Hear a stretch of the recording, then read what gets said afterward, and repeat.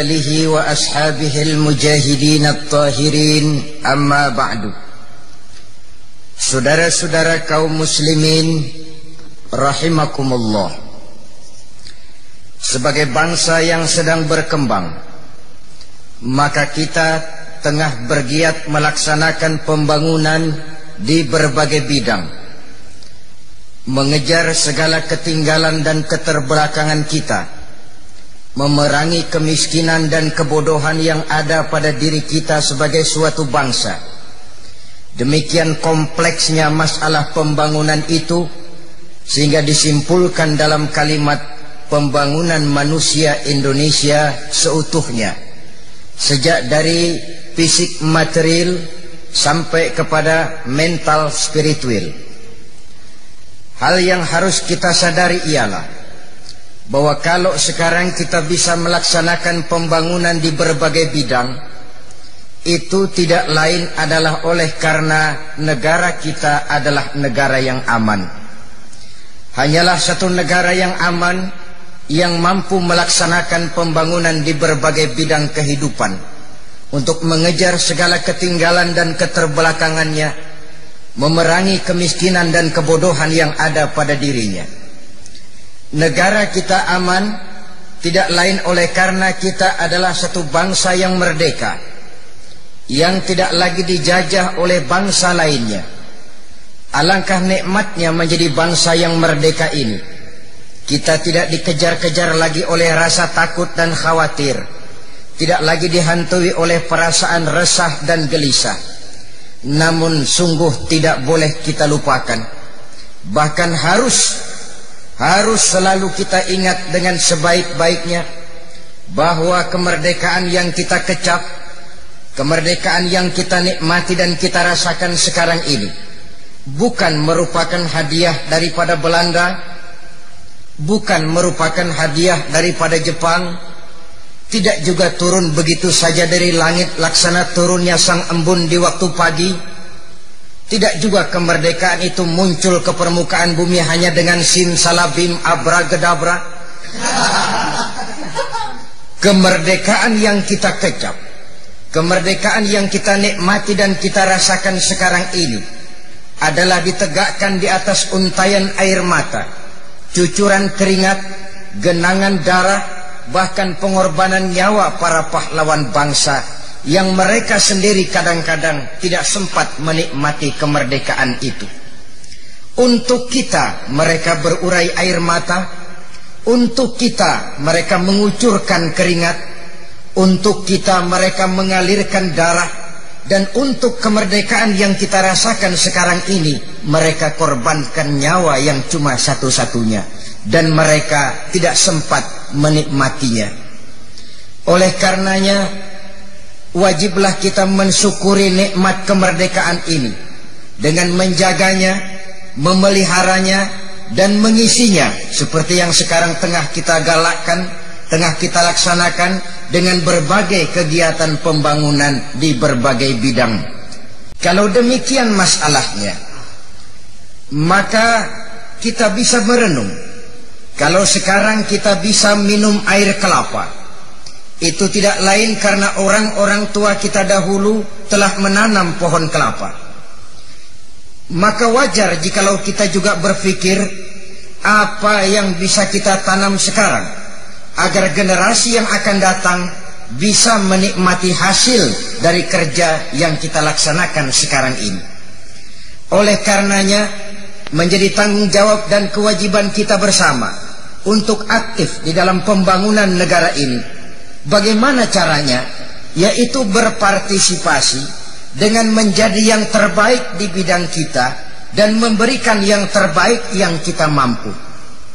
Jadi kalau saudara ingin berpartisipasi di dalam pembangunan, maka jadilah yang terbaik di bidang saudara, berikanlah yang terbaik yang saudara mampu. Saudara seorang pedagang ingin berpartisipasi di dalam pembangunan, jadilah pedagang yang baik. Jangan mengurangi timbangan, jangan menipu pembeli, jangan barang yang buruk dikatakan baik.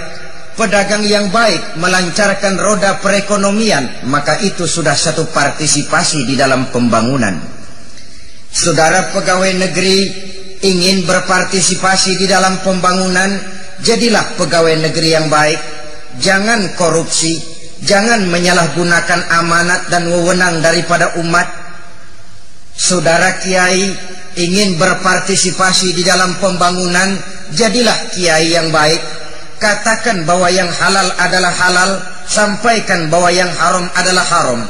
Jelaskan bahwa yang hak itu adalah hak, katakan bahwa yang batil adalah batil. Jangan yang batil dikatakan hak, yang hak menjadi batil, yang halal dibuat haram, yang haram dibikin remeng-remeng. Kiai yang baik berpartisipasi di dalam pembangunan.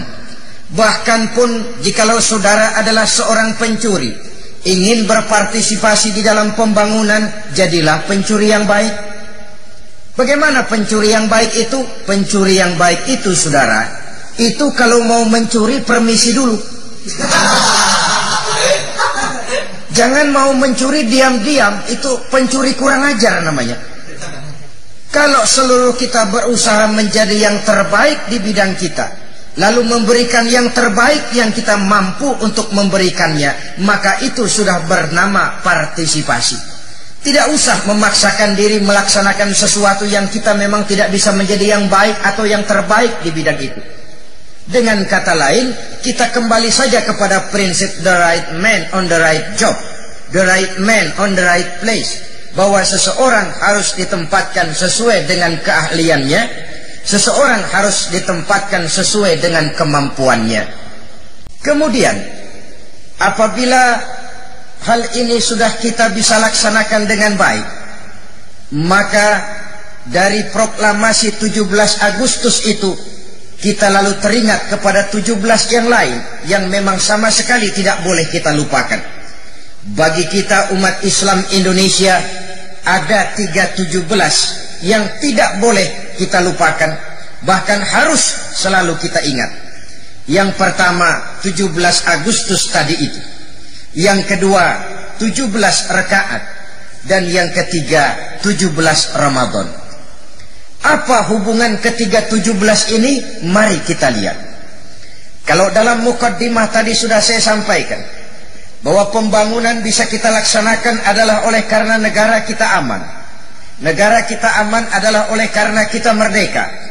Kita merdeka adalah oleh karena orang-orang tua kita, para pahlawan bangsa kita telah berjuang sampai kepada titik darah yang paling penghabisan untuk menegakkan kemerdekaan negara yang kita cintai ini pada tanggal 17 Agustus tahun 1945. Apa hubungan 17 Agustus dengan 17 rakaat? Mari kita lihat. Di dalam mukaddimah Undang-Undang Dasar 45 dengan jelas tertulis di situ, dengan berkat rahmat Allah Subhanahu wa ta'ala. Alangkah jujurnya kalimat ini, alangkah benarnya pengakuan ini. Saya penggal kalimat ini, dengan berkat rahmat Allah Subhanahu wa ta'ala. Artinya, jikalau kalimat ini kita renungkan dengan sebaik-baiknya, para pemimpin bangsa kita dulu sadar sesadar-sadarnya bahwa kemerdekaan 17 Agustus hanya bisa ditegakkan, hanya bisa dilaksanakan dengan berkat rahmat dari Allah Subhanahu wa ta'ala. Tanpa adanya rahmat dari Allah Subhanahu wa ta'ala, maka kemerdekaan 17 Agustus itu akan sulit untuk diraih. Apa kaitannya? Saudara-saudara kaum muslimin rahimakumullah, jenderal mana yang mau taruhan, atau ahli strategi militer mana yang mau taruhan bahwa bambu runcing bisa mengalahkan meriam? Di zaman orang-orang tua kita berjuang merebut kemerdekaan dari tangan Belanda dengan persenjataan yang teramat sederhana, bambu runcing bisa mengalahkan meriam. Jenderal mana yang mau taruhan? Ahli strategi militer mana yang mau berkata seperti itu? Bambu runcing mengalahkan meriam. Ya, kalau meriamnya meriam belina. Saya kira saudara juga berani ngelawan. Ini meriamnya bukan meriam belina, meriam Belanda. Ahli strategi militer mana yang mau bilang bahwa bambu runcing bisa mengalahkan tank, bisa mengalahkan tentara-tentara profesional yang terlatih dengan baik seperti tentara Belanda, kalau bukan dengan rahmat Allah?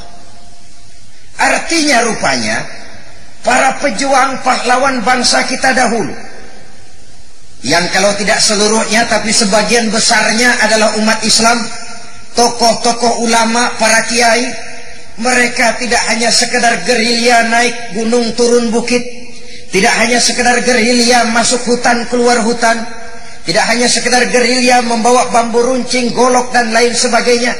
Mereka juga menggunakan 17 rakaat sebagai senjata untuk memohon pertolongan Allah guna mencapai 17 Agustus itu.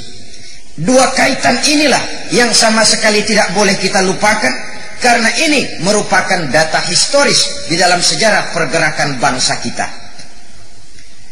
Lalu apa kaitannya 17 rakaat dengan kegiatan pembangunan di negara kita sekarang ini?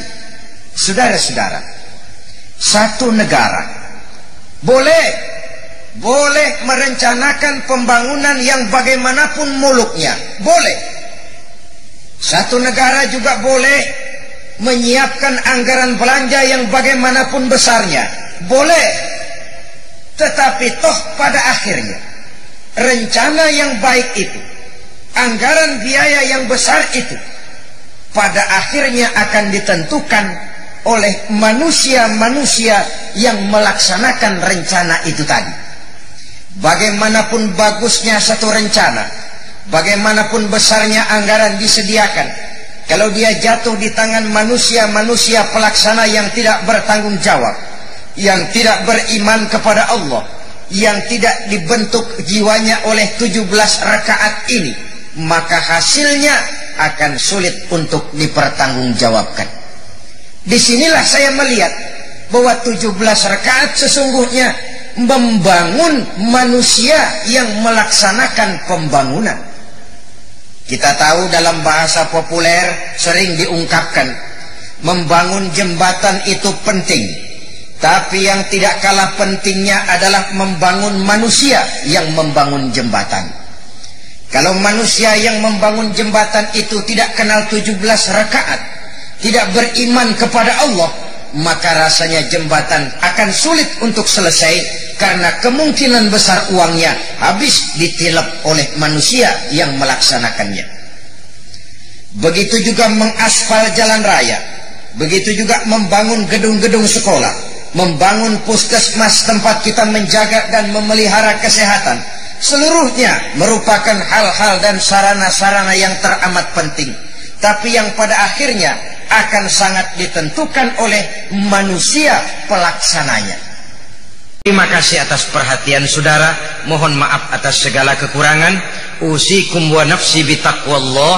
Wassalamualaikum warahmatullahi wabarakatuh. Waalaikumsalam.